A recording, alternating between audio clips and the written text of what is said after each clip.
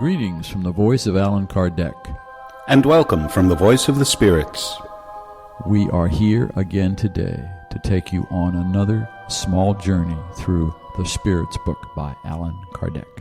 Today's journey starts Chapter 11, The Three Kingdoms. First, dealing with minerals and plants, questions 585 to 591. Enjoy. Question 585. What do you think of the division of nature into three kingdoms, or into two classes, organic beings and inorganic beings? Some regard the human species as a fourth kingdom. Which of these divisions is preferable? They are all good. It depends on one's point of view. From a material point of view, there are only inorganic and organic beings. From the moral point of view, however, there are obviously 4 degrees. Author's remarks for question 585. These 4 degrees, in fact, have well-marked characteristics, although their edges seem to blend into each other.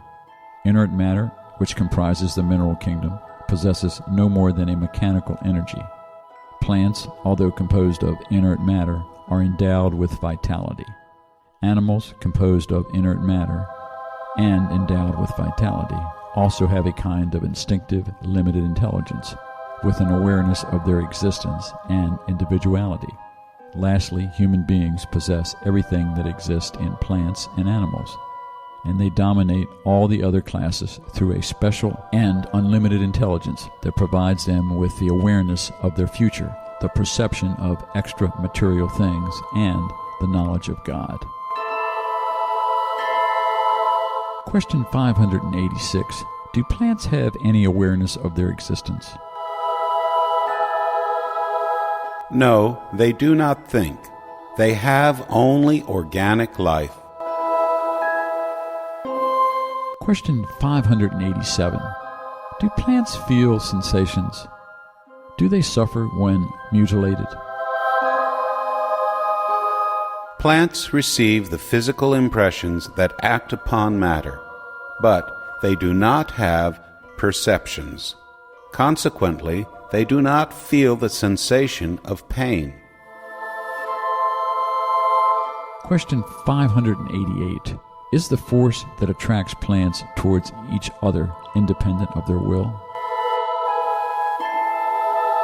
Yes, because they do not think. It is a mechanical force of matter acting upon matter. They cannot oppose it. Question 589. Some plants, the mimosa and the dionaea, known as the Venus flytrap, for example, show movements that indicate great sensitivity, and in some cases a kind of will, like the latter, whose lobes seize the fly that lands on it in order to suck their juices, seeming to have set a trap to kill it. Are these plants endowed with the faculty of thought? Do they have a will, and do they form an intermediary class between the plant and animal nature? Do they comprise a transition from the one to the other? Everything in nature is in transition by the same fact that one thing does not resemble another, and that everything, nevertheless, is linked together. Plants do not think, and consequently have no will. The oyster, which opens itself, and all other zoophytes, do not possess thought.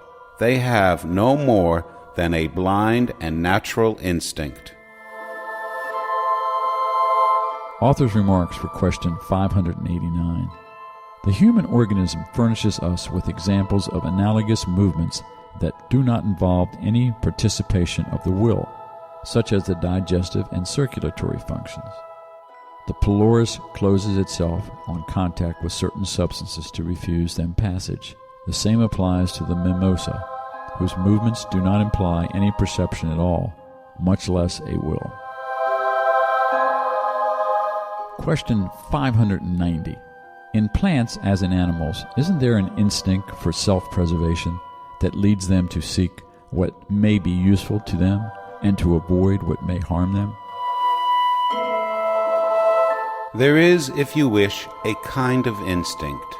It depends on the extent you attribute to that word, but it is purely mechanical. When you see two bodies combine during a chemical reaction, it is because they harmonize with each other. That is, there is an affinity between them, but you do not call it instinct. Question 591. On more highly evolved worlds, are the plants, like the other beings, more perfect in nature? Everything is more perfect, but the plants are always plants, as the animals are always animals, and as the human beings are always human beings.